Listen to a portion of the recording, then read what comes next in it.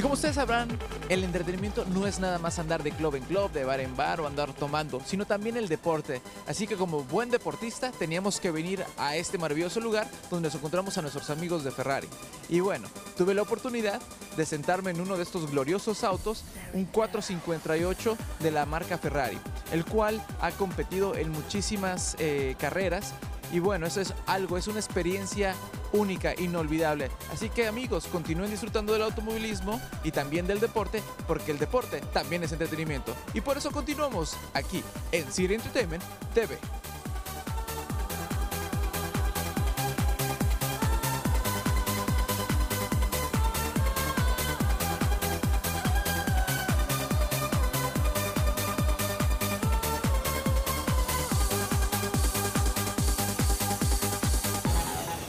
¿Qué tal, queridos amigos de City Entertainment TV? Nos encontramos aquí en un maravilloso evento y nos encontramos con un equipo de la escudería Ferrari. Y Richard nos está acompañando. Richard es uno de los pilotos de este maravilloso auto. Richard, tell us a little bit about your racing experience, about this wonderful vehicle that we have right next to us. I first started in motor racing when I was about 20, doing Formula 4, and I worked up through Formula 1 and Indy cars and sports cars, Formula 3000. I first started in Formula 1 in 1975 with James Hunt, and then I went to Brabham with Nicky Lauda, and then with Nelson Piquet, won the World Championship with Nelson Piquet, and then I was at Arrows for a short time, just doing their gearboxes, and after that I was at Team Lotus as chief mechanic for 2 years, and then I was on the works Toyotas at Le Mans for 3 years, and then I was doing Formula 3000 after that, before I came over to work for Ferrari. So Richard, tell me about it, about the different events that you've been into, because I know you said that you race in Formula 1, you've been in Le Mans.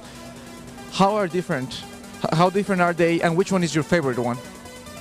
Oh, the favourite's got to be Formula 1, back when we won the World Championship. I can't blame you on that one. I mean, the preparation is similar all the time. You pretty much prepare the car to run forever, you know. You don't... the only limitation is the design of the car, rather than what you're doing. You do it as well as you possibly can within the design parameters. Obviously, Le Mans is a test, but again, you're only preparing the car the same as you always do. It's the designers and the planning behind it that make it go the distance. So, a car racer like you, how do you prepare mentally, physically, and in every way to be able to be ready for either or of those races? Physically, back when I was doing it, you didn't do anything particularly special. I think these days, with the very fast tyre changes, they have to be in better physical shape than we were. Mentally, you don't have time to do anything because you're always working. You're always working. Especially in Formula 1, you very rarely get any time off. And even in the off-season now, it's so short. As soon as the last race is done, you go on holiday with your family, maybe a couple of 3 weeks, and then you're straight back into it.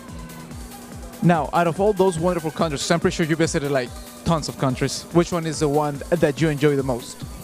I always enjoyed Australia. Are you from Australia? No, I'm from England. Okay. And why Australia? It always had a fun time there because we'd get there slightly before the race, and it was when I was doing it, it was often the last race, so you could stay another week afterwards, and then maybe visit Singapore on the way back too. And we always look forward to that race because it was often the last race of the season, so you always look forward to that anyway. Sounds like fun places, let me tell you that. What about this beautiful vehicle that's behind us? I mean, how different is this from, let's say, a traditional Ferrari that we'll see like behind us or next to us? Because I noticed that there's like tons of Ferraris right now. They're very different from the older cars, but the later cars have come to this level of technology and surpassed it. The later Ferraris are very similar to the latest Formula 1 cars, not this year's turbo cars, but the ones before that. But this particular car was probably similar to the cars that they were making 5-6 years ago, and a lot of the technology that goes into it. How fast can you go?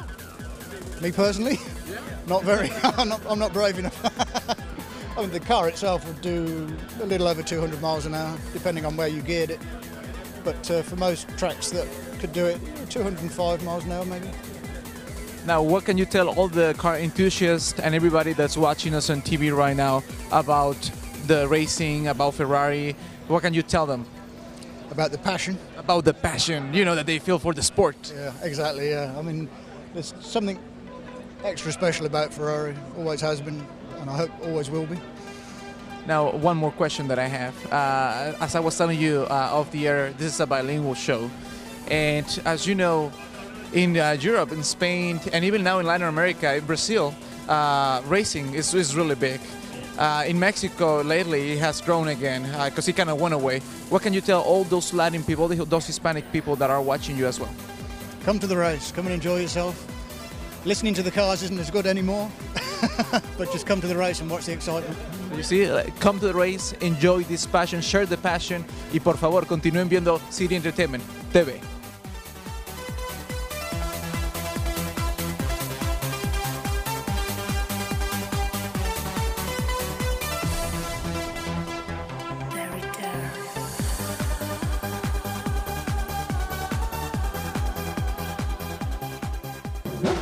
De esta manera es como se vive lo mejor del entretenimiento, y como ustedes saben, entretenimiento también incluye los vehículos, estos actos, estas máquinas poderosas que existen en este mundo. Y en este momento nos encontramos aquí con nuestros queridos amigos de Ferrari, y de esta manera es como se escucha el motor de un glorioso y maravilloso Ferrari. Veámoslo y escuchémoslo.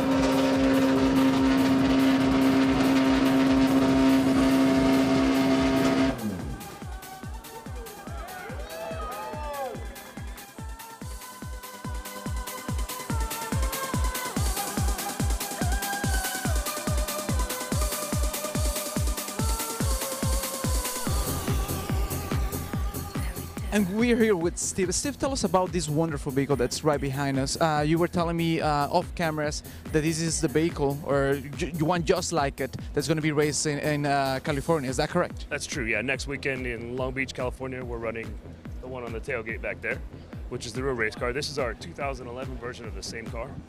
So there's a few minor differences, but...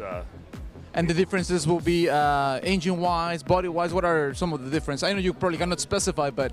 Engine's definitely different. They've changed the intake system and in the fueling a little bit. It basically, the new car is more user-friendly for the driver, smoother power delivery, more torque. And the front of the car is the biggest bodywork change. The older car had a pitch sensitivity issue, so they've made a small tunnel at the front of the... Kind of like narrower? Is that what if you look at the front of the car, you'll notice a channel running down the middle. And that's basically so when the car's on the brake, it doesn't close the air off on the front of the car.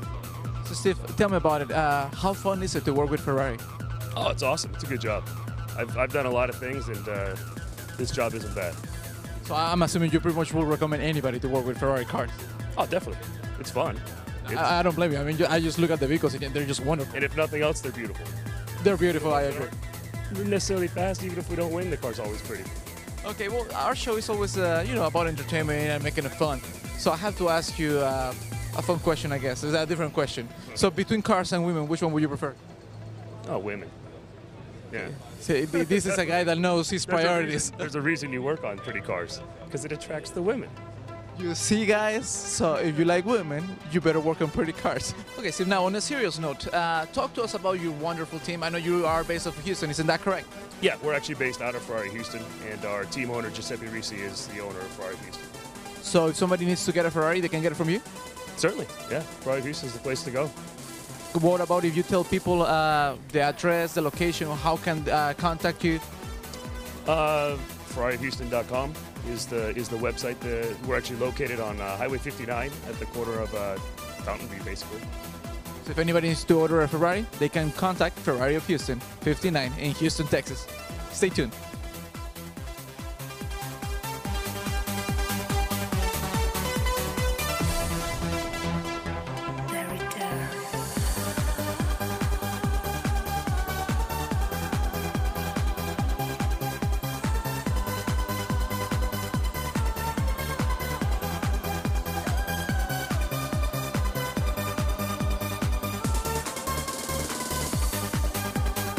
¿Qué tal, amigos? Y nos encontramos aquí con Tony de Houston Coffee and Cars. Y bueno, él es uno de los organizadores de este magno evento donde nos hemos encontrado automóviles de todas las marcas. Tony, tell us about how Coffee and Cars started, or how you started gathering people, right? A car enthusiast. Yes. Yeah, it started with a small group of exotic owners that came from California, and they wanted to get together for for coffee and chat a little bit, and word got out. It turned out to be a small event, came out real big. There's a big car community here in Houston, and the word got out. These exotics were coming together, so everybody started showing up at this event, and slowly but surely, with the help with Jorge, he's been getting all these the marketing done of the event and getting it all together, and has a huge network of car people, enthusiasts that have all these exotics and know a lot of different enthusiasts in Houston. So about this, what is the part that you enjoy the most? I enjoy the people that bring the cars, because they're very enthusiastic about the cars. They know every single bit about each and every car, and they love cars just like we do. We grew up looking at these cars and dreaming about them, and then here they are, in front of us. So what is your favorite car? I like them all. You like them all, so you're a car lover. Yes, everything. And between women and cars? My wife. That's a great. See, he's a smart man. He knows what to answer. Wife, am I right? Yes. All right, guys. Stay tuned here at City Entertainment TV.